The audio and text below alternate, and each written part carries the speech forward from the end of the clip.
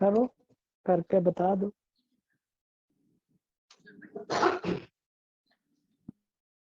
त्यागी साहब को करना है। त्यागी साहब कहाँ हैं? कर्नल त्यागी साहब आगे बताइए क्या होना है नेक्स्ट।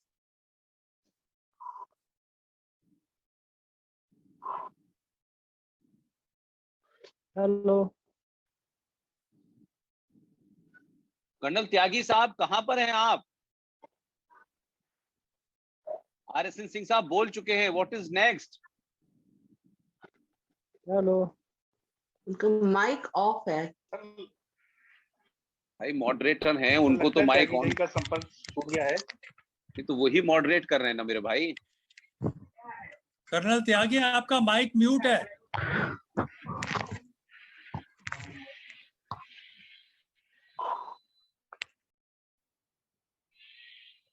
पुष्पेंद्र जी आप कमांड संभाल लीजिए। नहीं, माइक ऑफ है। नहीं, he is representing a huge big organization. How can I do that, sir?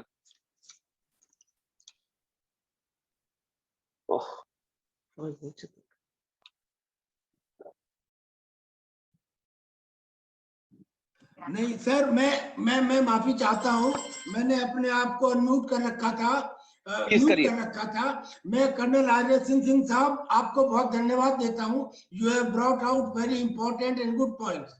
In the meantime major general G.D. Bakshi, the former GOC of the Romeo Force in J&K, he has also joined us, a very popular face on the Indian national television channel every day and every time. Sir, we welcome you. और मैं ये भी बताना चाहता हूँ कि हमने इस बात को जो अभी कर्नल RSN साहब ने कही, इन बातों को, और बंगाल में जो लॉ एंड ऑर्डर की सिचुएशन खत्म हो चुकी है, फेल हो चुकी है, उसको करते हुए हमने जो इंडिया के कॉन्स्टिट्यूशनल हेड्स हैं, यानी कि president of India, prime minister of India और चीफ जस्टिस ऑफ इंडिया, उनको एक 7 पेज का रिप्रेजेंटेशन भेज दिया है।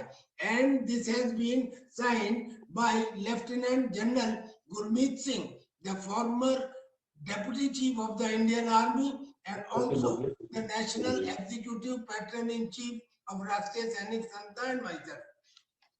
And now we request Shri Pushpender Kulshrestha ji. Shri Pushpender Kulshrestha, all of you know more than me. He is a person who is on social media every day, every time, and with new things on YouTube channel. Everywhere you will see him, and he is bringing out new things, and he is making all of us aware of what is the situation in the future. We request you to say a few words, sir. And thereafter, we will also request you to answer the questions raised by the media. Number of people have joined you, sir, and they are joining continuously. Thank you colonel Tajendra Pal Singh sahab, राष्ट्रीय सैनिक संस्थान के राष्ट्रीय अध्यक्ष। अभी unmute कर लें साहब, ये सब लोग बोलेंगे तो आवाज ही नहीं आएगी। हाँ तो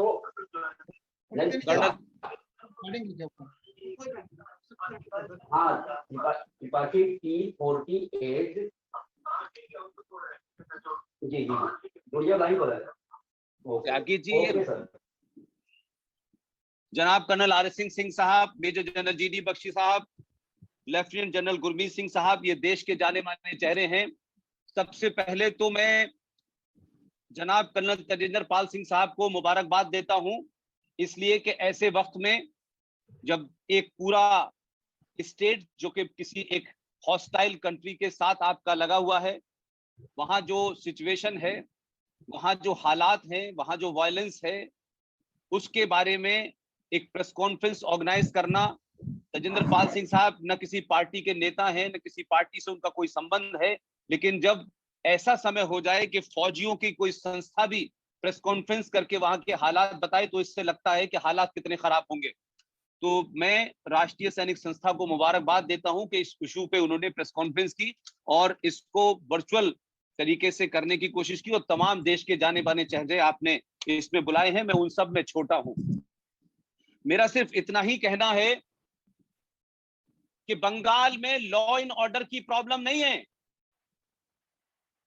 लॉ एंड ऑर्डर एक सब समाज में, एक सब प्रदेश में, सब राज्य के अंदर कभी छोटी मोटी घटना के लिए लॉ एंड ऑर्डर शब्द इस्तेमाल होता है, लेकिन जिस राज्य में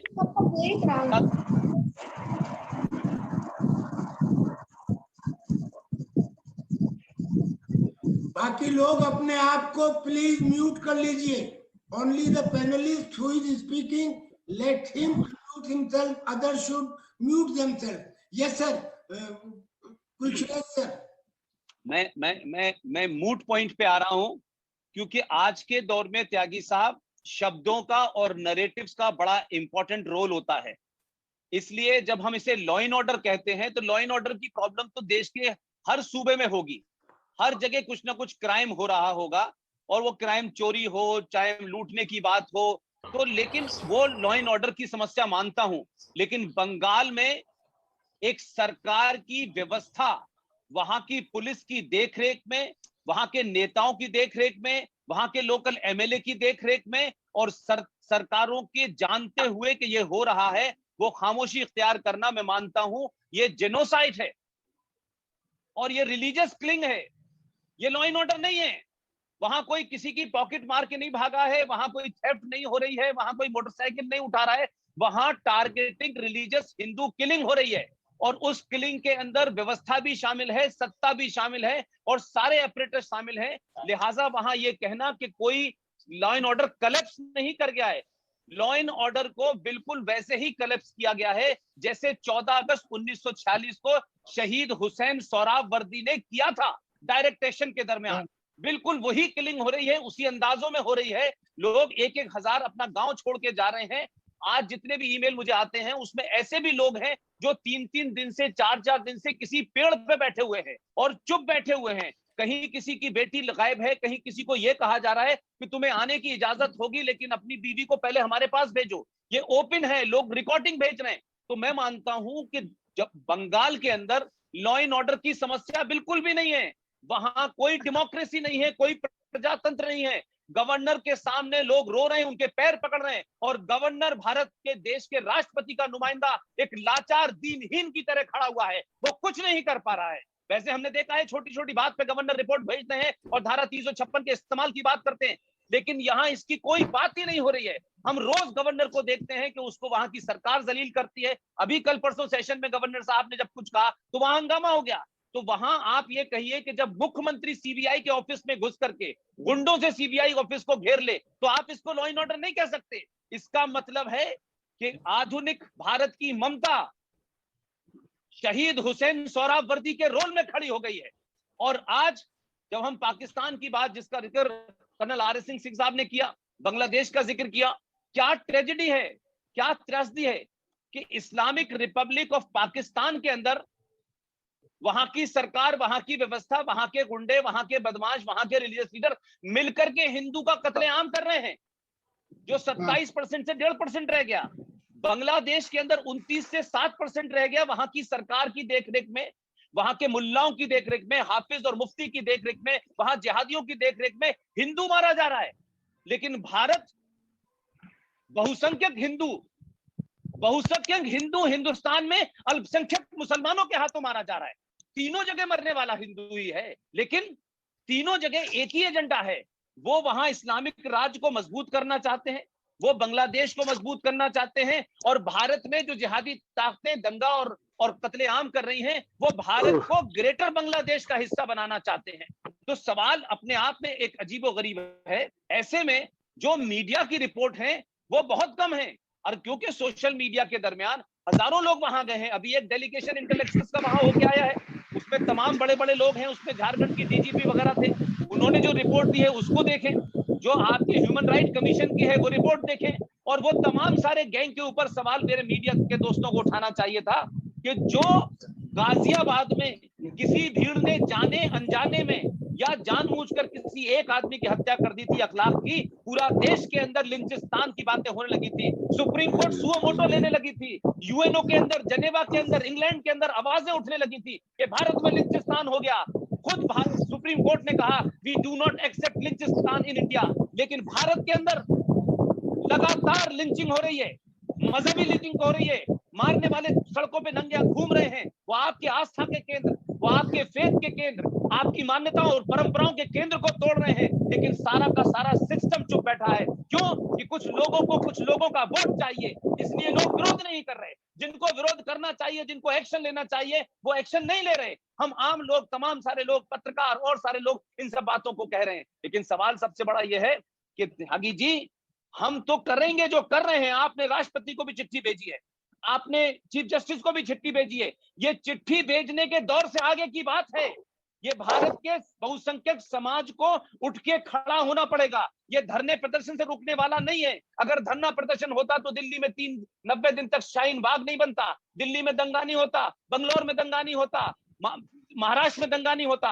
आज सत्ताएं अपने स्वार्थ के लिए इस देश के जिहादी, एंटी हिंदू मुसलमान को लगातार प्रेरणा दे रही हैं, ताकत दे रही हैं, स्कीम दे रही हैं, पैसा दे रही हैं, स्कॉलरशिप दे रही हैं, और वो हत्याएं करते हैं तो उनके लिए ह्यूमन राइट के भी लोग आ जाते हैं और टेलीविजन पे कुछ इंटेलेक्चुअल जिहादी भी उनका प्रोटेक्ट करने आ जाते हैं। तो सवाल सबसे बड़ा यह है कि मैं फिर अपनी बात को समाप्त करने से पहले कहूंगा कि देश कोई बंगाल खतरे में नहीं है। बंगाल एक बॉर्डर का इलाका है, इसलिए वहां भी वही मोडस ऑपरेंडी अपनाई जा रही है जो जम्मू कश्मीर में अपनाई जा रही है, जो पंजाब में अपनाई जा रही है। उसमें तीनों जो बॉर्डर लगे हुए देश हैं उनका सीधा रोल है। लेकिन सवाल यह है कि भारत राष्ट्र की चुनी हुई सरकारें अपने पड़ोसी देश जो भारत के खिलाफ हैं उनकी बिल्कुल भाषा ही नहीं बोल रहे, उन्हीं की तरह एक्शन कर रहे हैं। इसलिए भारत में बहुसंख्यक हिंदू समाज अगर वो भारत की सत्ता व्यवस्था, संविधान, कानून पे यकीन रखता है और अपने आप को सत्ता के हवाले सौंपता है कि तुमने जो कानून बनाया है, जो संविधान बनाया है, ये पुलिस बनाई है, हम एक आदर्श नागरिक की तरह रहते हैं, टैक्स भरते हैं, आपकी जिम्मेदारी है कि आप हमारी सुरक्षा करें। वो हथियारों पे, सड़कों पे तलवार लेके नहीं निकल सकता, क्योंकि उसने अपने आप को भारत स्टेट के सामने सुपुर्द किया है कि हम हर कानून का पालन करेंगे, आप हमारी जान बचाना आपकी जिम्मेदारी है। लेकिन जब सरकार खुदाई छोड़ दे और कहे नहीं मारो, और फिर कहे कि हम ये करेंगे वो करेंगे, करने से नहीं, यहां भी डायरेक्ट एक्शन होना चाहिए दिल्ली का। नहीं, ये कत्लेआम रुकने वाला नहीं है। और इसके पीछे के जो इंटरनेशनल डायमेंशन है उसके बारे में कर्नल RS सिंह बता चुके हैं कि किस तरीके से एक ग्रेटर बांग्लादेश बनाने की बात लगातार चल रही है। कैसे एक JNU का लड़का दिल्ली में आके कहता है, शर्जील इमाम, कि हम उस चिकन नेक को काट देंगे। ये ऐसे ही नहीं है कि किसी ने दिल्ली में कुछ कहा और वहां कुछ हो रहा है। ये सब सिंक्रोनाइज्ड खेल चल रहा है। हम समझना नहीं चाहते या हम समझ के भी बेगाना रहना चाहते हैं। मैं अपनी बात को समाप्त करता हूं। कर्नल